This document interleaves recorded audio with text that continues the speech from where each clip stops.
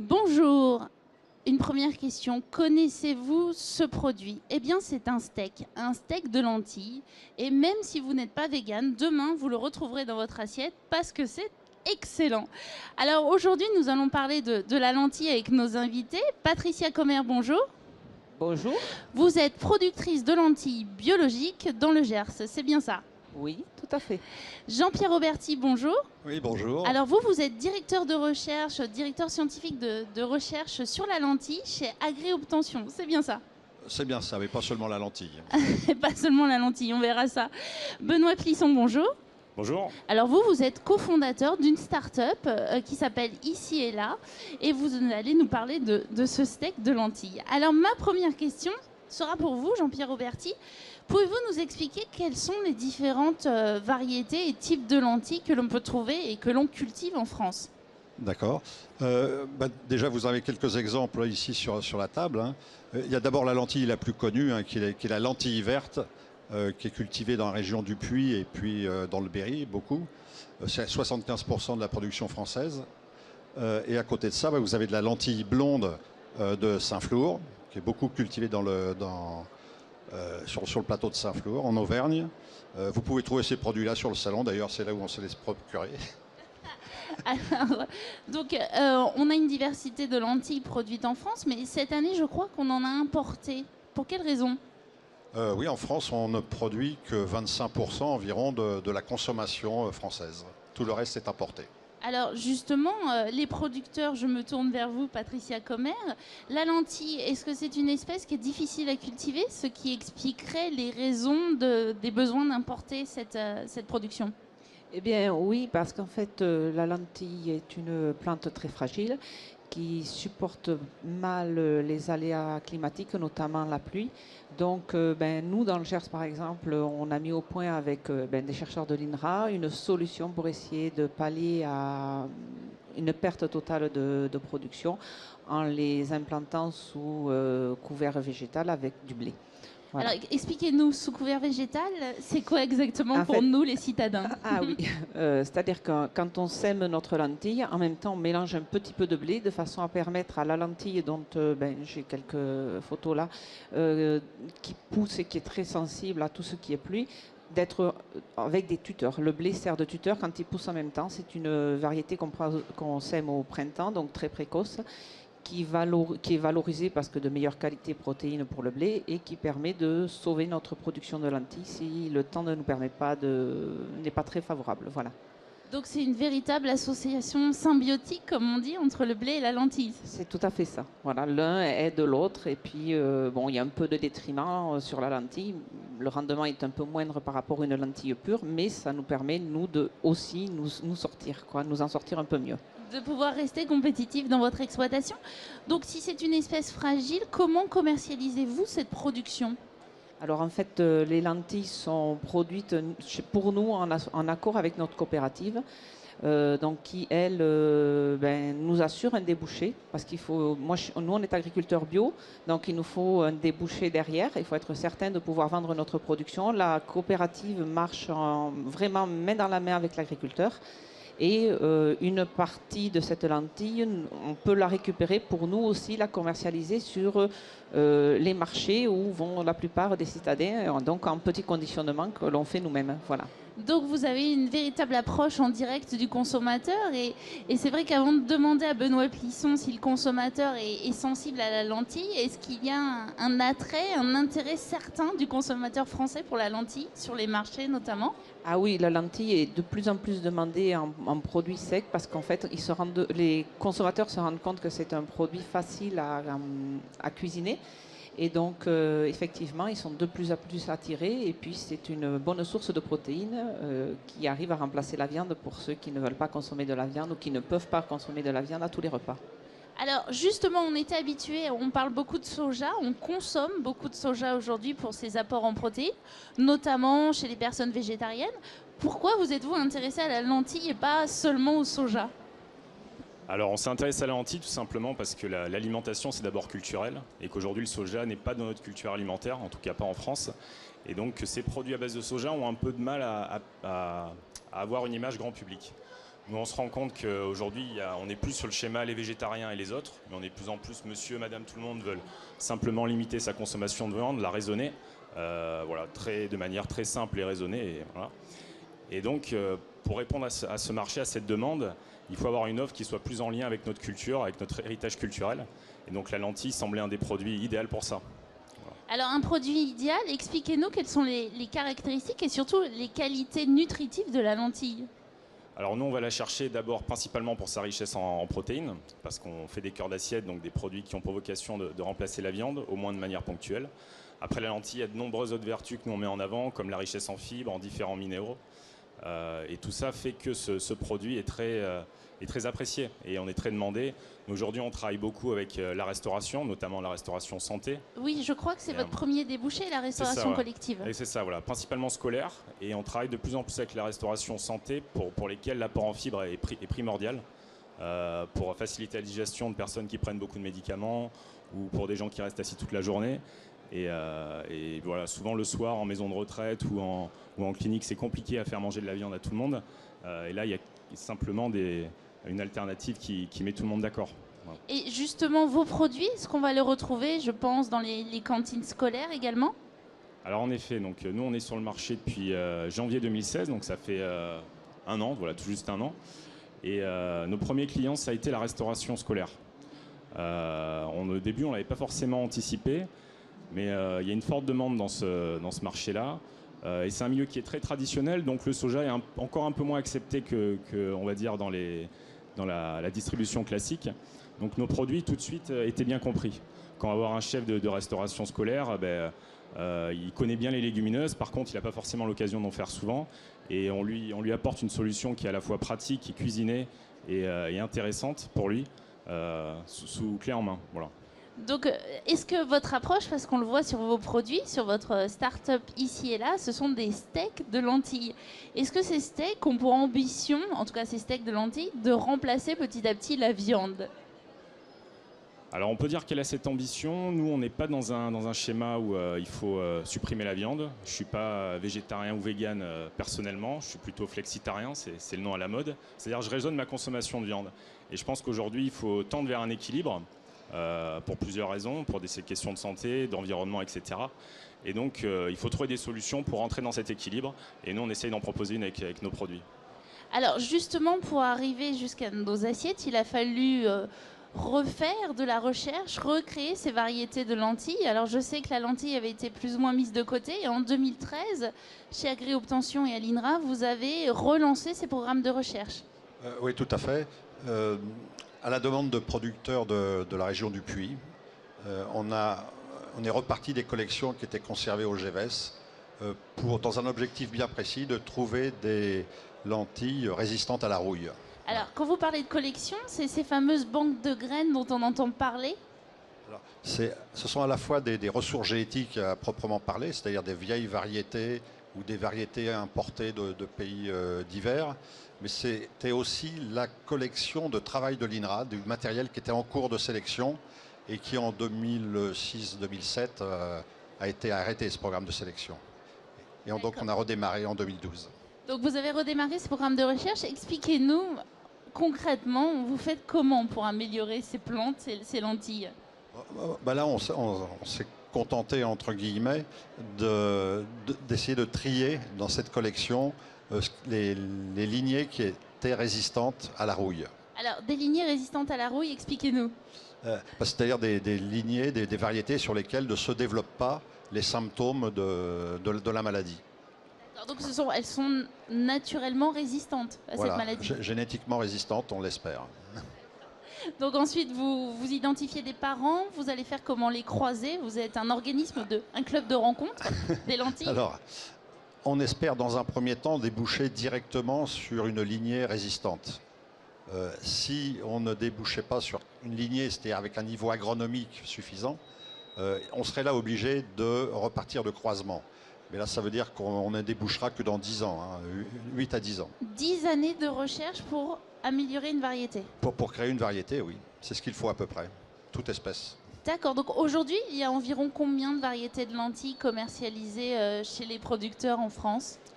Alors, au catalogue français, il y a 3-4 variétés d'inscrites. Hein. Donc, Anicia, que vous avez là, Flora, celle du Cantal. Et puis, il y a une lentille corail, Rosanna. Et en dehors de ça, il y a des variétés qui ont été importées de pays étrangers, donc comme la lentille noire, Beluga, qui est très peu cultivée encore. Et puis d'autres lentilles, il y en a des vertes plates, il y en a des rouges. Voilà. Donc, il y a une grande diversité. J'aime bien le rapport au beluga. Donc la lentille est un véritable caviar, le caviar des protéines en fait. Oui, le nom n'a pas été choisi au hasard, je pense. J'imagine. Alors justement, expliquez-nous, est-ce que la création variétale de ces variétés de lentilles, ces nouvelles variétés, a un véritable avenir en France?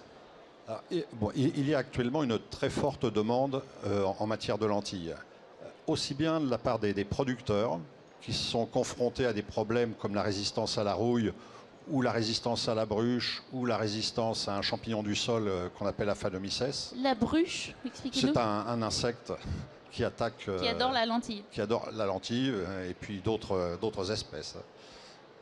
Alors justement, Patricia Commer, vous êtes une agricultrice en production biologique.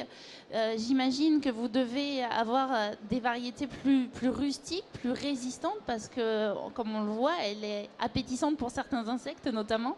Eh bien, malheureusement, on n'a pas encore de variété plus résistante, puisque nous, on travaille avec Anicia. Notre façon d'essayer de contourner le problème de la bruche, notamment, c'est une rotation qui va être de minimum 5 ans. C'est-à-dire on revient sur la première terre qu'au bout de 5 ans, dans le meilleur des cas, voire 6 ou 7 si on peut. Alors, juste pour expliquer, rotation, c'est-à-dire qu'une année, vous allez cultiver une espèce, l'année suivante, une autre espèce. Donc là, il faut attendre 5 ans pour produire de la lentille sur le même terrain. Exactement, parce que sinon, on favorise la bruche. Et donc, qui elle, la bruche est un insecte qui pond et la petite chenille va rentrer à l'intérieur de la lentille et la manger. Donc, vous avez des lentilles creuses qui n'apportent plus rien. Voilà. Alors, justement, on voit les recherches qui vont perdurer, en tout cas essayer d'accélérer pour vous fournir de nouvelles variétés. On voit le consommateur qui se tourne de plus en plus vers cette lentille. Est-ce que vous pensez à l'avenir augmenter vos surfaces? Alors, on est jeunes producteurs, je vais dire. Tous les ans, on augmente un tout petit peu, c'est-à-dire qu'on augmente d'1 hectare à peu près. Mais on ne peut pas augmenter au-delà d'une certaine superficie pour ne pas mettre en péril notre exploitation, de toute manière.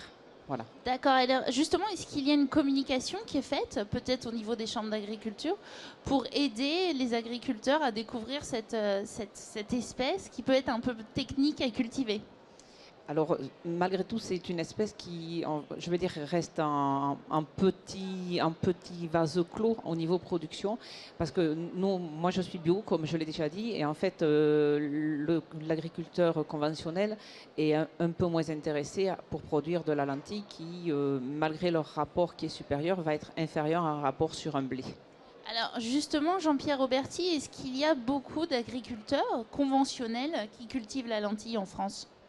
Je pense que c'est la majorité des producteurs de lentilles qui sont conventionnels.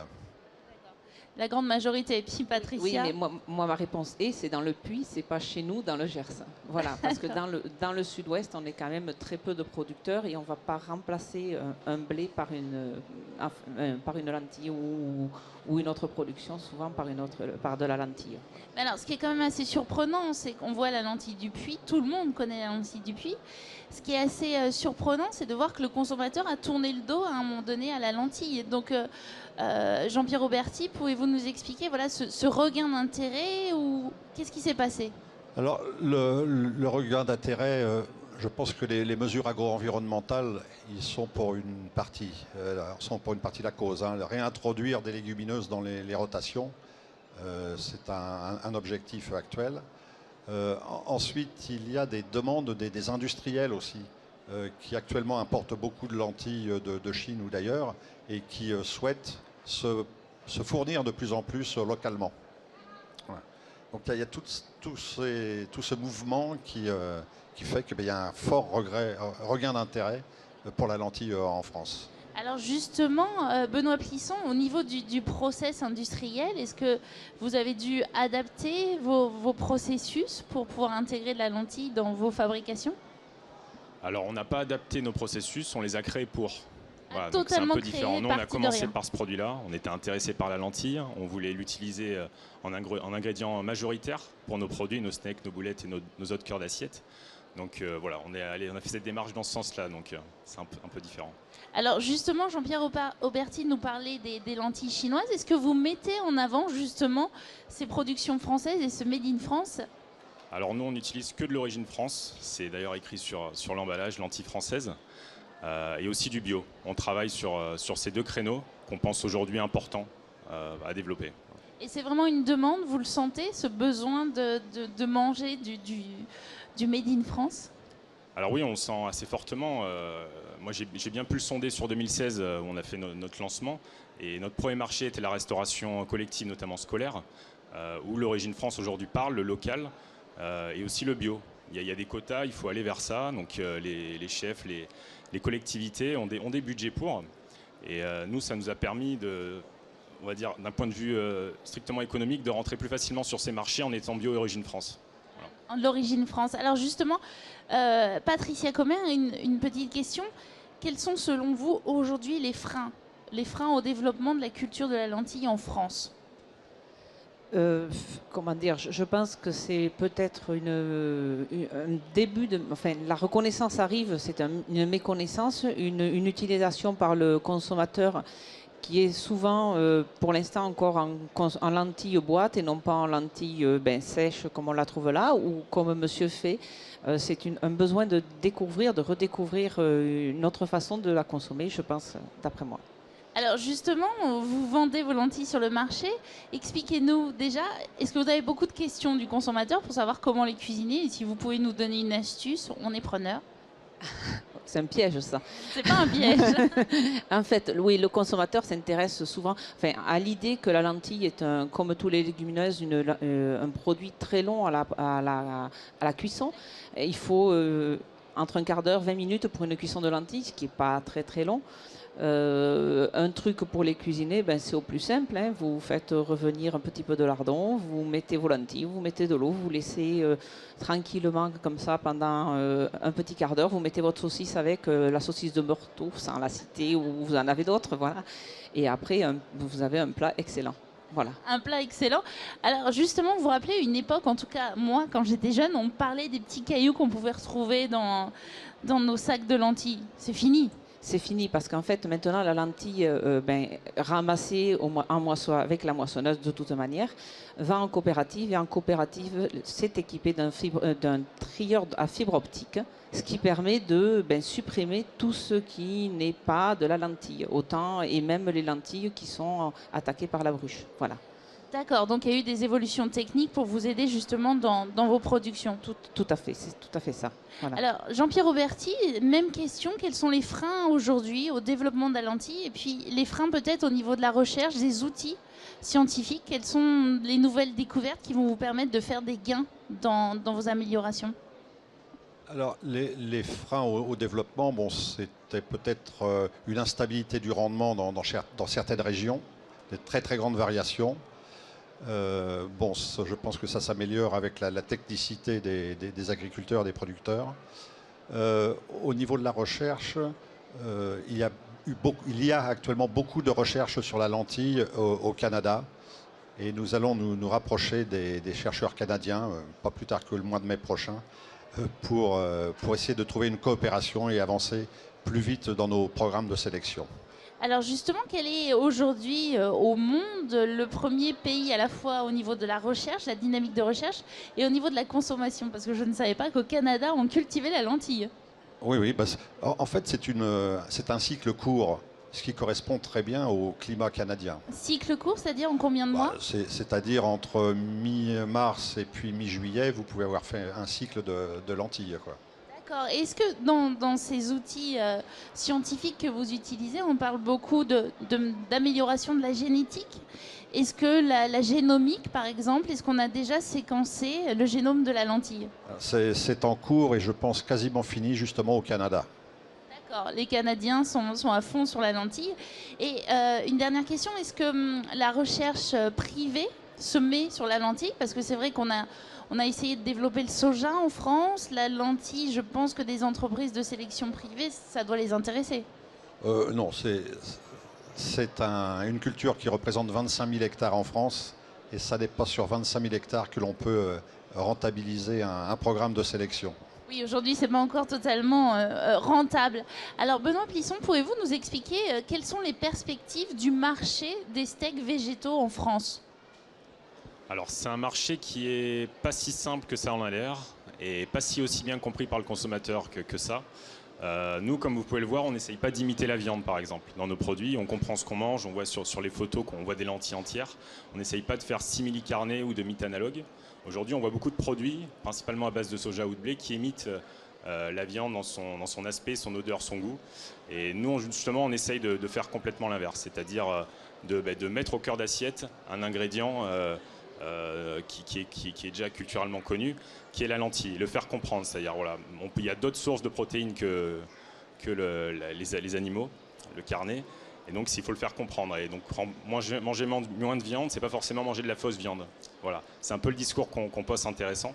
C'est vrai que dans les médias, on parle beaucoup de simili-carné parce que c'est assez, ça fait parler, quoi. C'est le futur, c'est assez manichéen comme approche.